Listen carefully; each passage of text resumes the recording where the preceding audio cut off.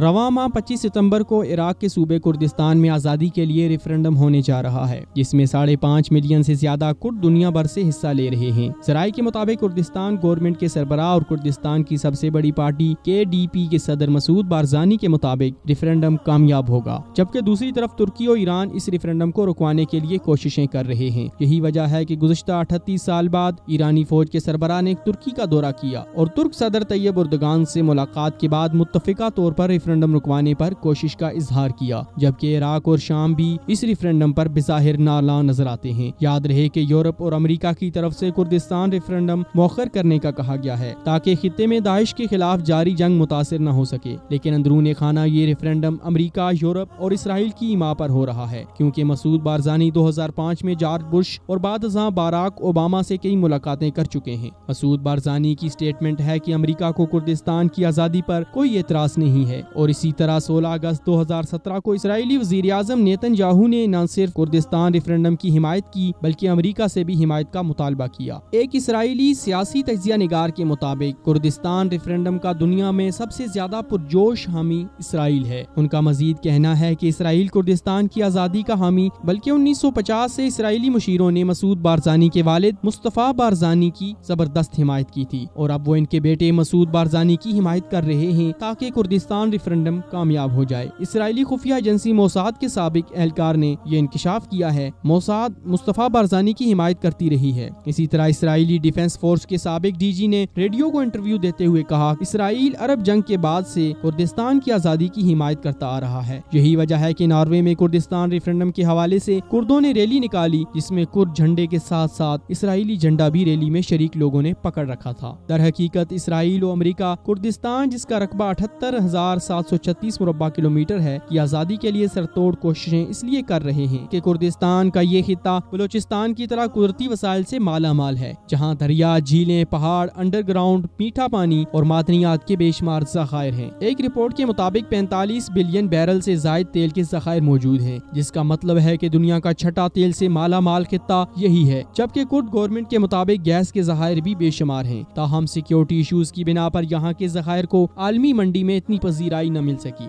जहाँ तक बात है आलमी गारतगरों और इस्तेमारी दरिंदों की, तो उन्होंने 1923 में किंगडम ऑफ कुर्दिस्तान के नाम से तुर्की, शाम, इराक और ईरान के दरमियान एक अलहदा रियासत का नक्शा पेश कर दिया था, जिसे अब तक इर्द गिर्द के ममालिक के एहतजाज और मुज़ाहमत की वजह से अमली जामा न पहनाया जा सका। अलबत्ता शुरू से आलमी इस्तेमारों ने ग्रेटर कुर्दिस्तान की इस्तिलाह जिंदा रखी, जिसकी वजह से अब तक कई खूनरेज जंगें और झड़पें हो चुकी हैं। चुनाचे इराक के खिलाफ कुर्द बागियों की पेशकदमी के बाद जबरदस्त जंग हुई, जिसमें लगभग 2 लाख के करीब लोग मारे गए। यही हाल तुर्की में PKK की बगावत के नतीजे में हुआ। ग्रेटर कुर्दिस्तान के पीछे इस्तेमार का असल हदफ ग्रेटर इसराइल है, जिसके लिए प्लानिंग 100 साल से पहले कर ली गई थी। इसी से ये बात समझ आ सकती है कि इसराइल कुर्दिस्तान की आज़ादी के लिए इतने पर क्यों तोड़ रहा है। इराक के बाद शाम में खाना जंगी भड़काने के पीछे भी असल हदफ यही था कि किसी तरह मशरक़े वस्ता के मादनियात से माला माल खित्तों को इंतशार और खलफशार में उलझाकर इनके वसाइल पर कब्जा जमाया जाए। इराकी कुर्दिस्तान में रेफरेंडम का असल हदफ यही है कि इस्लामी मुल्कों की वहदत को तोड़ दिया जाए ताकि इन पर कब्जा करना आसान हो जाए, ताकि लोगों को लिसानियत और कौमियत की बुनियाद पर बाहम लड़ाया जाए। शाम की सूरत हाल हमारे सामने है। वहाँ बशार अल असद जैसे 13% अलवी शियों को हुकूमत देकर कैसे शाम को उधेड़ दिया गया। दूसरी गौरतलब बात यह है कि रेफरेंडम का ये सिलसिला इस्लामी ममालिक में ही क्यों चल निकला। आखिर क्या वजह है कि स्कॉटलैंड में रेफरेंडम कामयाब नहीं होता, मगर मशरकी तैमूर से लेकर जनूबी सूडान तक ये रेफरेंडम कामयाब हो जाता है। सोचने की बात यह है कि ये रेफरेंडम कुर्दिस्तान में तो करवाया जाता है, मगर मकबूजा कश्मीर में 70 सालों के जुल्म सितम के बावजूद आलमी अमन के ठेकेदारों की तरफ से कोई फैसला कुन आवाज नहीं उठाई जाती, ना जुल्म जबर से आजाद करवाने के लिए किसी रेफरेंडम की हिमायत की जाती है।